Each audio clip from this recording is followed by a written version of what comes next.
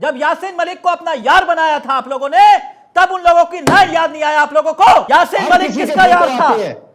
किसका यार था यासीन मलिक? बनाओ फाइल्स, ये कलंक 7 जन्मों तक नहीं धो पाओगे। भूदेव शर्मा, फाइल्स बनाओ, अगर सिखों के ऊपर बना सकते हो तो हिम्मत है। 84 के दंगे जो हुए, गलों में टायर डाल के आप लोगों ने चलाया, उनको आपने टिकट दिया, संसद में भेजा और अपने गले की शोभा बनाया उनको आपने। फाइल्स बनाओगे आप? नहीं, देश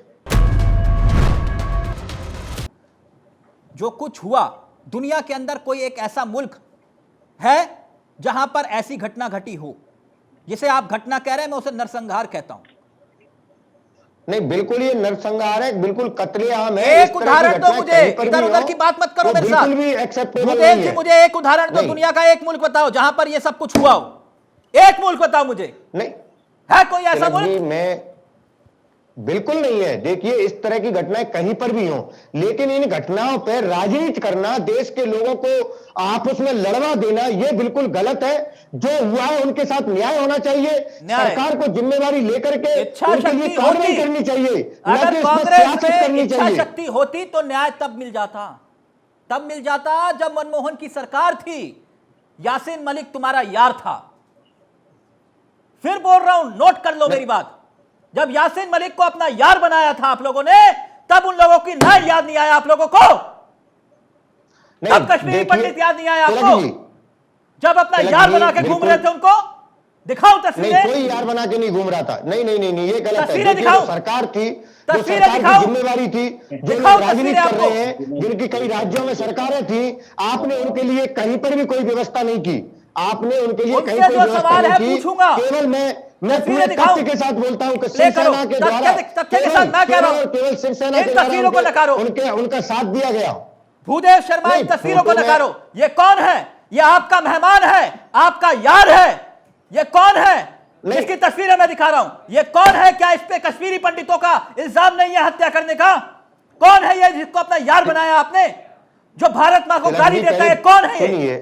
कौन है ये? महबूबा मुफ्ती कौन है जो भारत मां को गाली देते हैं, उनके साथ ये सरकार बनाते हैं? कौन है ये? लाओ भूदेव शर्मा को स्क्रीन पर। भूदेव शर्मा कौन है ये कौन है ये? उसके साथ फोटो अगर उनका है, फोटो नहीं है ये माथे पर कलंक है। इसे माथे पर कलंक बोलते हैं, ये फोटो नहीं है। इसे माथे पर कलंक बोलते हैं। ये कलंक होता है माथे पर, जो दिल्ली में आके आपका मेहमान बन जाता है, जो कश्मीरी पंडितों का जिसके ऊपर हत्या का इल्जाम होता है। वहां पे महिलाओं के साथ जो किया गया वो भी कलंक था, वो भी सरकार पे कलंक था। तो ये किसका यार था? यासीन मलिक किसका यार था? यासीन मलिक किसका यार था? किसका यार था यासीन मलिक? मतलब ये नहीं होता कि कांग्रेस पार्टी ने करवाया, सरकार थी। आप सरकार से सवाल उठाइए ना, सरकार से जवाब दूंगा। लेकिन आपके पास पूरी पावर थी, मिलिट्री थी, पुलिस थी, आपने रोकने की कोशिश क्यों नहीं की? न्याय दिलाया आपने न्याय दिलाया 10 सालों में। यही न्याय दिलाया था ना, यासीन मलिक को अपना यार बना लिया था, यही न्याय दिलाया था। नहीं रुकिए अभी, देख फोटो, अगर प्रधानमंत्री फोटो नहीं है, फिर बोल रहा हूं कलंक है देश के नाम पर। नहीं है, ये कलंक है। पार्टी ने उससे जाकर के कहा कि आप ये नरसंहार कीजिए। भारत माता को गाली देकर ये दिल्ली आते थे और वही दिल्ली की पुलिस इनकी सुरक्षा करती थी। मैंने अपनी आंखों से देखा। आपको सवाल उठाना चाहिए उस समय की सरकार पर। सरकार क्या सो रही थी? रुको, जब हम अभी और तस्वीरें दिखाऊंगा। अभी क्यों रो रहे हो? रुक जाओ अभी। नहीं, हम नहीं हो रहे। ये बिल्कुल गलत हुआ है। जिसकी जिम्मेवारी बनती है उससे सवाल उठाइए। बता रहा हूं किसकी जिम्मेदारी, सबको बताऊंगा। रुक जाओ, सबकी जिम्मेदारी का एहसास कराऊंगा। उदाहरण नहीं था आपके पास। मैंने कहा कि दुनिया के एक मुल्क बताओ मुझे, दुनिया का एक मुल्क। उदाहरण नहीं था आपके पास, चुप हो गए। नहीं है उदाहरण, नहीं है। अभी एक और उदाहरण दूंगा, एक और उदाहरण दूंगा। वो कलंक पूरी जिंदगी 7 जन्म ले लोगे कांग्रेस में रहकर तो वो कलंक नहीं मिटेगा। एक और उदाहरण दूंगा अभी। हमारे ऊपर ये कलंक है कि हम लोगों ने उनको कभी भी ना बताने का काम नहीं किया, उनका साथ नहीं दिया। ऑडियो नीचे, लेकिन मान लिया ये कलंक साथ के साथ आप ये सुनिए, कलंक बताऊंगा टीवी पे बैठ करके पार्टी का कलंक बताऊंगा। अब हो गया कलंक माना ना, एक कलंक है। अभी एक और कलंक याद दिलाऊंगा। सुन सकते हो? हिम्मत है सच सुनने की? भूदेव शर्मा सच सुन रहे हैं, एक सेकंड त्यागी सुन रहे हैं। आप सुनिए, सच सुनिए, साथ खड़े हैं, सच के साथ सुनिए। हिम्मत है तो स्वीकार करिएगा और डिबेट छोड़ के भाग जाइएगा फिर, वरना सच सुनो। सुनो सच। नहीं, डिबेट क्यों छोड़ेंगे? सच के साथ, सच सुनो। सिर्फ कश्मीरी पंडित के साथ नहीं हुआ, सिर्फ कश्मीरी पंडितों के साथ नहीं हुआ।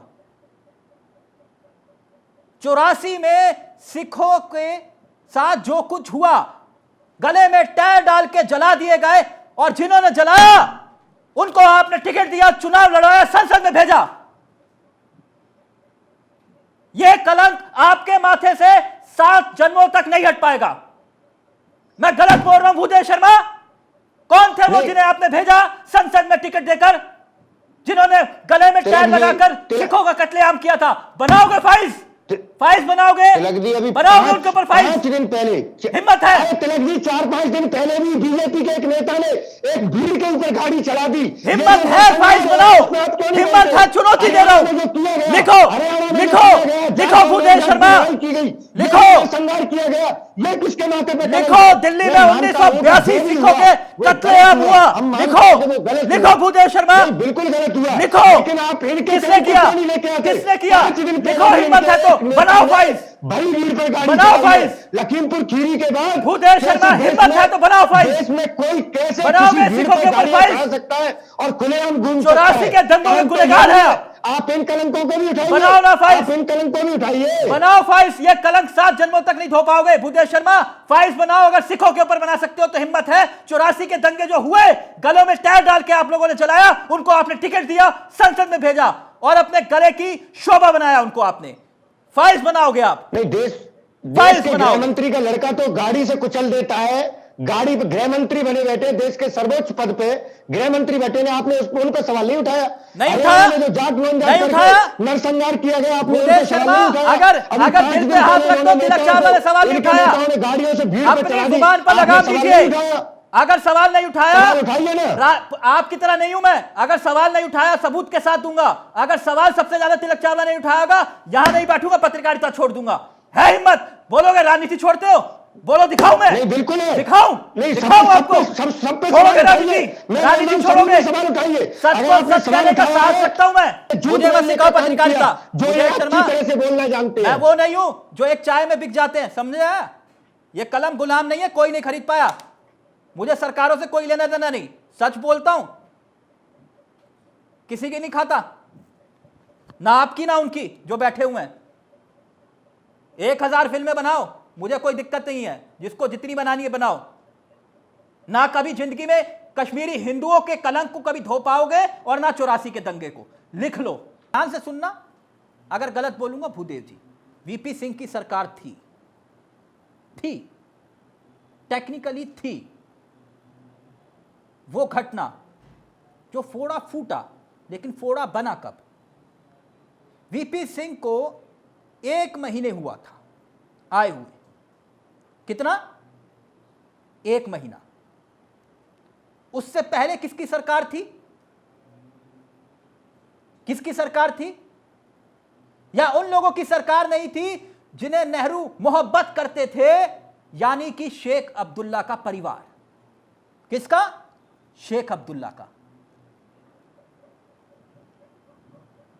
था ना भूदेव भाई? तिलक जी, था कि बिल्कुल नहीं? तिलक जी, अब मुझे जवाब देने दो, या फिर आप क्वेश्चन और पूरे कर लो, उसके बाद ही मैं जवाब दूंगा। मैं ये बात इसलिए कह रहा हूं कि गांव से लेकर ग्राम प्रधान तक और ग्राम प्रधान से लेकर सांसद तक सब कांग्रेस के थे। तब सपा नहीं थी, तब बसपा नहीं थी, तब जनसंघ के कुछ ही थे, तब आप ही थे।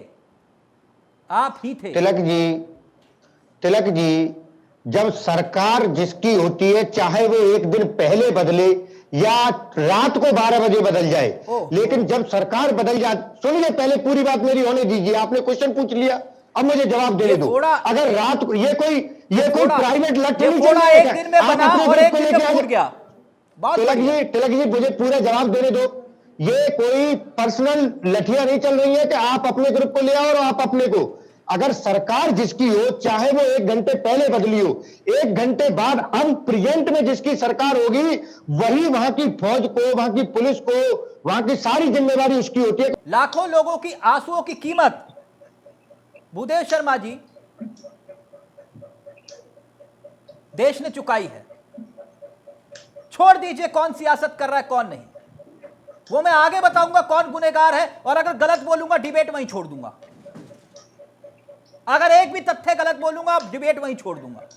लेकिन भूदेव शर्मा, जो लोग रो रहे हैं, पीवीआर में जा रहे हैं, जो आंसू बह रहे हैं लोगों के, जो भावनाएं दिखाई दे रही हैं वो सब झूठ है, फरेब है, मुझे इतना बता दो बस।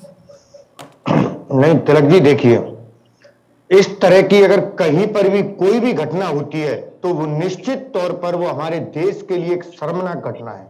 लेकिन अगर उसके बिहाफ पे अगर आप किसी एक पार्टी को या किसी पर्टिकुलर किसी व्यक्ति को आप बदनाम करने की कोशिश करो, ये गलत है। वहां से भगाया मुझे गया, बीजेपी तब भी कांग्रेस सरकार के द्वारा कोई कदम नहीं उठाया गया। मुझे बीजेपी कांग्रेस सपा से कोई लेना देना नहीं है ना सर। सुनिए मेरी बात सुनिए, ना आपकी चाय पीता हूं, ना उनकी चाय पीता हूं, और ना उनकी चाय पीऊंगा। चाय अपने पैसों की पीता हूं, कमाई की। इसलिए मेरे को सच बोलने में कोई खौफ नहीं रहता। सच को सच बोलता हूं, झूठ को झूठ बोलता हूं। जब उनसे सवाल पूछने होते हैं तो उन्हीं से पूछता हूं, सत्ता में बैठे हुए भाजपाइयों से, है ना भूदेव जी? जी बिल्कुल। अब हकीकत सुनिए जिसका जिक्र आप कर रहे थे। कड़वा बोलता हूं, सच बोलता हूं। कुछ मुसलमान नाराज हो जाएंगे, इसलिए सच मत दिखाओ। कुछ मुसलमान नाराज हो जाएंगे, सच पर पट्टी बांध दो, है ना? नहीं, ऐसा क्यों? यही हुआ ना। हिंदू महिलाओं के साथ गलत हो, हमेशा ही महिलाओं के साथ या किसी भी व्यक्ति के साथ नरसंहार हुआ, जिसे आप घटना कह रहे हैं, वो नरसंहार हुआ था। उसकी जिम्मेदारी मुझे एक मुल्क बता दो मेरे भाई, मुझे एक मुल्क बता दो। भूदेव शर्मा, लेकिन इसकी जिम्मेदारी भूदेव शर्मा, बताता हूं किसकी जिम्मेदारी है। मैं आपसे ही जानना जिम्मेदारी पूछता हूं, इसकी जिम्मेदारी किसकी बनती है? बता रहा हूं। लेकिन मुझे एक मुल्क है। आप ये कह रहे हो ये बवाले जान, इनकी जिम्मेदारी, उनकी जिम्मेदारी। ये जिम्मेदार वीपी सिंह की सरकार, कितने महीने की सरकार थी वो सब छोड़ो। मैं ये कह रहा हूं